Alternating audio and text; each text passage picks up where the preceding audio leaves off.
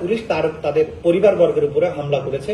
অপরাধ ট্রাইব্যুনালে দুটো মামলার নির্ধারিত তারিখ ছিল, একটা মামলা নির্ধারিত তারিখ ছিল এবং আরেকটি মামলাতে একটা আবেদন ছিল প্রসিকিউশনের। প্রথম মামলাটি হচ্ছে চানখারপুলে যে 5ই আগস্টে যে হত্যাকাণ্ড হয়েছিল, মানবতা বিরোধী অপরাধ হয়েছিল, সেই সংক্রান্তে আমাদের যে মিসেলেনিয়াস কেসটি আন্তর্জাতিক অপরাধ ট্রাইব্যুনালে দায়ের করা হয়েছে সেটার নির্ধারিত তারিখ ছিল।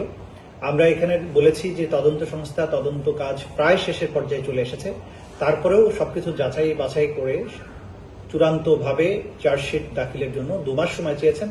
আদালত 2 মাসের সময় মঞ্জুর করে 22শে এপ্রিল পর্যন্ত সময় বর্ধিত করেছেন তদন্ত দেওয়ার জন্য। কিন্তু আমরা আশা করছি তার অনেক আগেই তদন্ত রিপোর্ট আমরা দাখিল করতে সক্ষম হব। এই মামলাতে 2 জন পুলিশ অফিসার, একজন হচ্ছে আরশাদ হোসেন, সে হচ্ছে একজন ইন্সপেক্টর, আরেকজনের নাম হচ্ছে ইমাজ হোসাইন ইমন, যে কনস্টেবল, যারা সরাসরি গুলি করে ছাত্র জনতাকে হত্যা করেছে বলে আমরা দেখতে পেয়েছি। এবং বিশেষ করে আরশাদ হোসেন অসম্ভব অ্যাগ্রেসিভ একজন অফিসার ছিল। এইখানে আন্দোলনে অংশগ্রহণকারী ছাত্র জনতার মুখ চেপে ধরার একটা ছবি আপনাদের কল্যাণে গোটা দুনিয়া দেখতে পেয়েছিল, ভাইরাল হয়েছিল। সেই আরশাদ হোসেনকে কে তার পেছনে তাকে এই ধরনের অপরাধ করতে উদ্বুদ্ধ করেছে, নির্দেশ দিয়েছে, সেই সব ব্যাপারে জিজ্ঞাসাবাদের জন্য এই দুজনকে আমরা ইন্টারোগেশনের অনুমতি চেয়েছি। আদালত 1 দিন করে তাদেরকে জিজ্ঞাসাবাদ করার জন্য অনুমতি প্রদান করেছেন। দ্বিতীয় যে মামলাটি ছিল সেটি হচ্ছে রামপুরাতে 4 তলার কার্নিশে ঝুলে থাকা যে একজন যুবক আমির হোসেন, যাকে ঝুলে থাকা অবস্থায় পুলিশ একজন 6 রাউন্ড, আরেকজন আরো 6 রাউন্ড, মোট 12 রাউন্ড গুলি করে তাকে হত্যার চেষ্টা করে। সেই আমির হোসেন নিরাপত্তা বাহিনীর জন্য কোনো থ্রেট ছিল না, শুধুমাত্র অপরাধ করার উদ্দেশ্যে মানুষকে হত্যা করার একটা জিঘাংসার কারণে তাকে পরপর এভাবে গুলি করা হয়েছে। সেই মামলায় গ্রেপ্তারকৃত যে চঞ্চল চন্দ্র সরকার নামে একজন পুলিশের এসআই, তাকে আমরা জিজ্ঞাসাবাদের জন্য 1 দিনের জন্য অনুমতি চেয়েছি।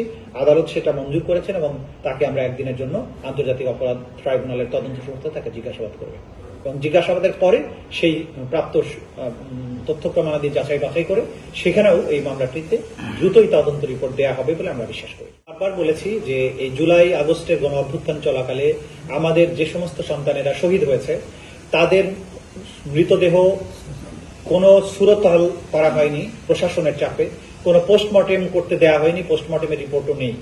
ইভেন যারা গুলিবিদ্ধ অবস্থায় হসপিটালে নেওয়া হয়েছে এবং তার মধ্যেই তারা শাহাদাত বরণ করেছেন, তাদের ব্যাপারে বলা হয়েছে যে তাদের ডেথ সার্টিফিকেটে যে গুলিতে মারা গেছে এই কথাটাও লিখতে তারা অনেক সময় লিখেনি এবং তারা বাধ্য করেছে যাতে অন্য কোনো কারণ লেখা হয়। এই বিষয়টা আমরা আদালতে মেনশন করেছি এবং আদালত জানতে চেয়েছেন পোস্টমর্টেম রিপোর্ট ইম্পর্টেন্ট ডকুমেন্ট, কিন্তু আমরা বলেছি যে এখানে সার্কামস্ট্যান্স হচ্ছে মানবতা বিরোধী অপরাধ এই পর্যায়ে হয়েছে যে দ্রুত তাদেরকে লাশ দাফন করতে বাধ্য করা হয়েছে, চিকিৎসা নিতে বাধা দেওয়া হয়েছে।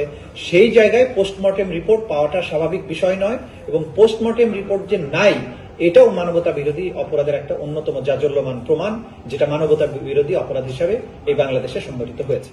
গুলিতে মারা গেছে তাকে লিখতে বাধ্য করা হয়েছে যে শ্বাসকষ্টে মারা গেছে, জ্বরে মারা গেছে এবং অনেক জায়গায় বলা হয়েছে রাস্তার মধ্যেও যে জিজ্ঞাসাকে কিভাবে মারা গেছে বলা হয়েছে যে আমরা জ্বরে মারা গেছি। তারা যে আন্দোলনের শহীদ এই কথাটা বললে রাস্তায় রাস্তায় পুলিশ তাদের পরিবারবর্গের উপরে হামলা করেছে, আক্রমণ করেছে। এই কারণে এই যে টোটাল জিনিসটা সার্কামস্ট্যান্স এটাই প্রমাণ করে যে কতটা নিষ্ঠুরতার সাথে জুলাই